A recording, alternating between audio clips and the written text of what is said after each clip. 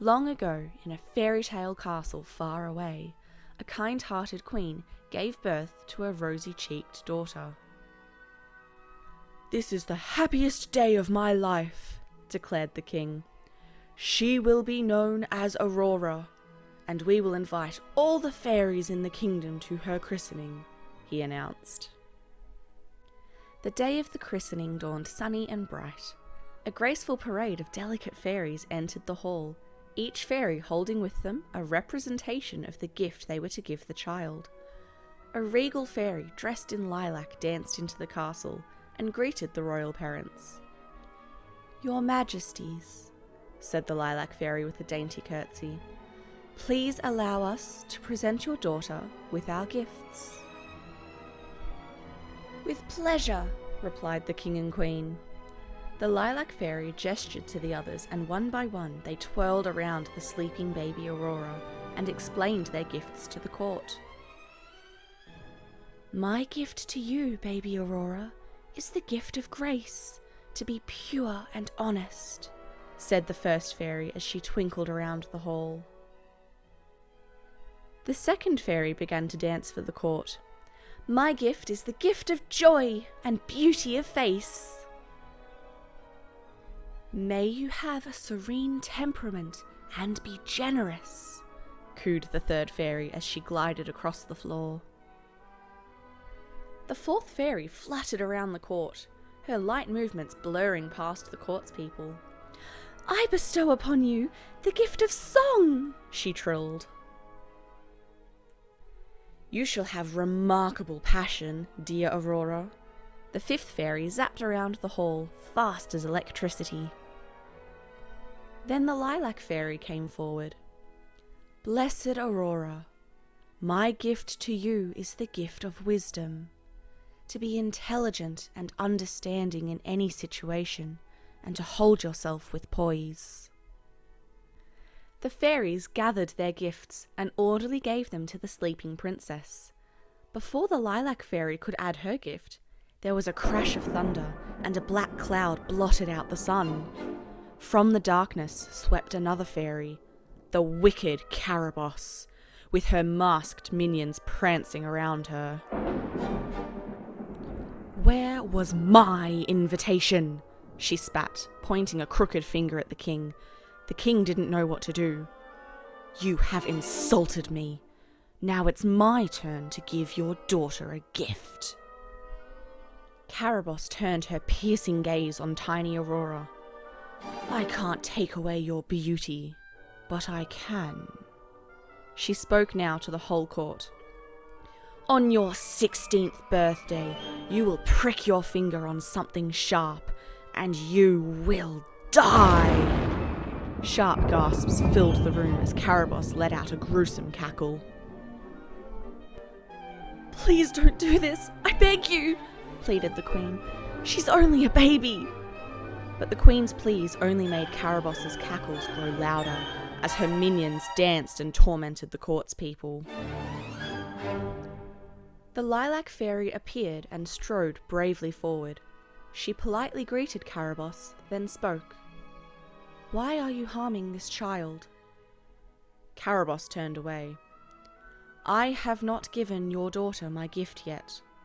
Although I cannot break Carabosse's curse, I can weaken it." Carabosse was suddenly very alert of the lilac fairy, and the whole hall fell silent to hear what she said. "Aurora will indeed prick her finger, but she won't die. Instead, she will slip into a deep sleep, until one day there will come one handsome prince with the kiss of true love that will awaken her." The lilac fairy's kind words infuriated Carabosse. She swept around the hall and stormed out of the castle, shouting forbidden words at the king and queen, her minions closely following. Slowly, sun crept out from behind the cloud and spread light on the castle once more. The years went by, and Princess Aurora grew prettier each day. She was graceful, sung beautifully, and was filled with an innocent joy. The whole kingdom adored her, So when her 16th birthday came, there was a delighted chatter from the people. The king and queen still had Carabosse's curse hanging over them, so all sharp objects had been banished from the kingdom. Rose bushes were cut down for fear of thorns, and the princess was never left alone. The king and queen had arranged a magnificent party. Sunshine flooded the royal gardens. Guests met and mingled in the dapple shade, and music floated on the warm summer air. "She's coming! She's coming! Oh, she's beautiful!"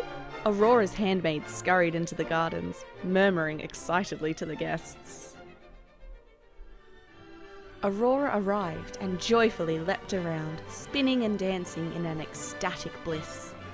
She danced with her friends, galloping and twirling, until she was interrupted by a mysterious guest in a cloak. "I have a very special gift for you, princess. Would you like it?" The guest spoke invitingly. "Oh, yes, please," said Aurora quickly, looking at the curious object in the woman's hands. The guest gave Aurora a glimmering spindle, which she took, admiring its strange qualities. She went to show her mother the gift, but the queen immediately tried to snatch it away. Aurora thought this was a game and danced across the lawn, waving the spindle above her head, when all of a sudden... "Ow!" she cried, dropping the spindle to the ground. Her mother came over, concerned for her daughter, and gave her a hug. But Aurora had lost control of her body. Her feet carried her away and the world started spinning. The faces around her blurred and merged together. Then everything went blank. The guests stared in horror as the princess fell. Then a familiar cackle filled the air, and the mysterious guest threw back her hood. It was Carabosse. After a gleeful look at the fallen princess, the evil fairy fled the castle. "My daughter!" wailed the queen, weeping over Aurora's lifeless body. A swirl of purple announced the lilac fairy. "Please, can you help?" begged the queen. "Remember, she is not dead, only sleeping. Take her into the castle." 4 gentlemen carried the princess inside, and the court guests followed in a hushed procession.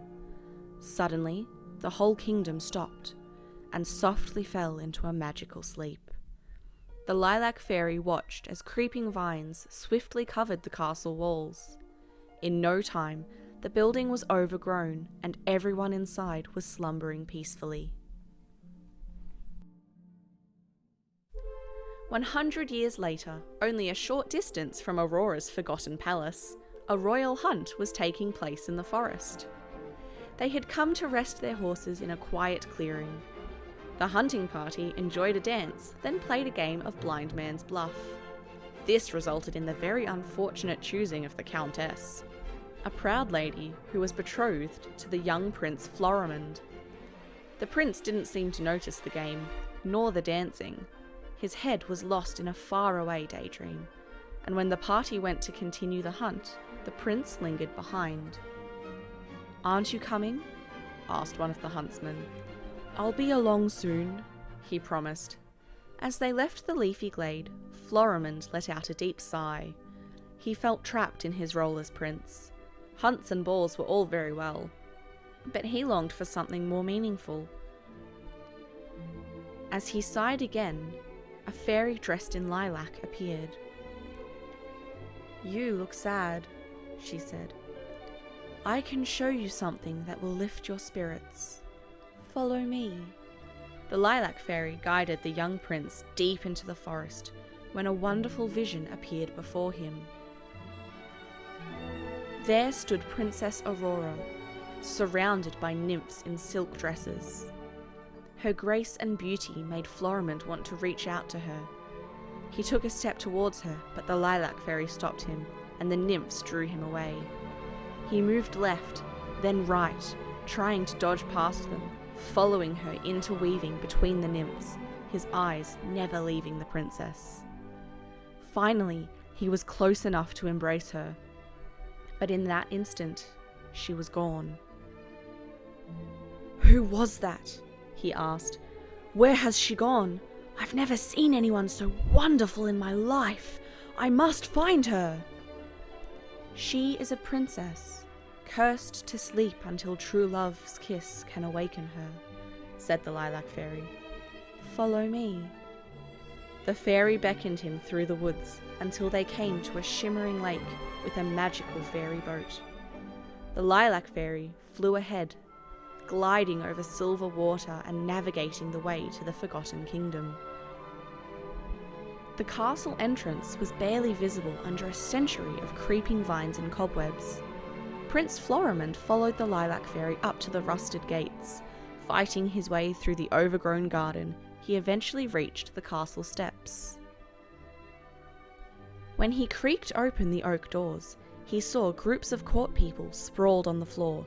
Their heavy breaths told him they were soundly asleep. Then the Lilac Fairy gestured to the sleeping princess on the bed. She was pale as silk and lay perfectly still. "She's dead!" exclaimed the prince. "No. Think of what I told you."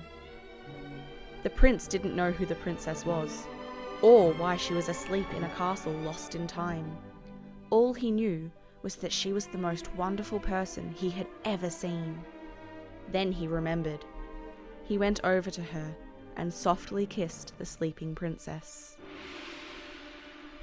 Slowly, Aurora's eyes fluttered open. Florimond stood back and helped her off the bed. Aurora had the strangest memory of a dream. Had this man saved her? So dazzled by her beauty, the prince hardly noticed the castle changing around him, as the Lilac Fairy proclaimed, "Meet the prince who broke Carabosse's spell." Aurora turned to smile at her rescuer, who confidently asked, "Aurora, will you marry me?" "I'd be delighted," she replied, beaming. Aurora and Florimond's wedding day was a joyful whirl of celebration. The castle was decorated from tower to cellar, and delicious smells wafted from the bustling kitchen. Delightful characters from other fairy tales came to entertain the happy couple. First, jewels dazzled and glistened in the twinkling light of the hall. Jingling silver danced into bright sapphire, which spun into sparkling diamonds. Puss in Boots pranced and leaped around with a dainty white cat. Then, the beautiful Princess Florine danced with her bluebird in delicate, airy and nimble flurries of feet. And Cinderella danced into the room, searching for her Prince Charming. He followed soon after, holding out the golden slipper she'd lost, and together they twirled elegantly around the dance floor. Following this, Red Riding Hood appeared, holding a basket of food. Behind her crept the big bad wolf. He chased her around the room in a playful dance before carrying her away. Once the entertainment was over, all eyes turned to Aurora and Florimond. Filled with love for each other, they began a dreamlike dance, lusciously melting into each other as they twirled and glided across the floor. Florimond then performed a dance by himself, his happiness leaking into explosive leaps and gleeful turns. Aurora followed, delicately dancing across the floor. The whole room was in awe of Aurora's elegance, and her joy filled every inch of every guest that watched her. Hovering overhead, the Lilac Fairy and all her fellow fairy friends rejoiced in the happy scene.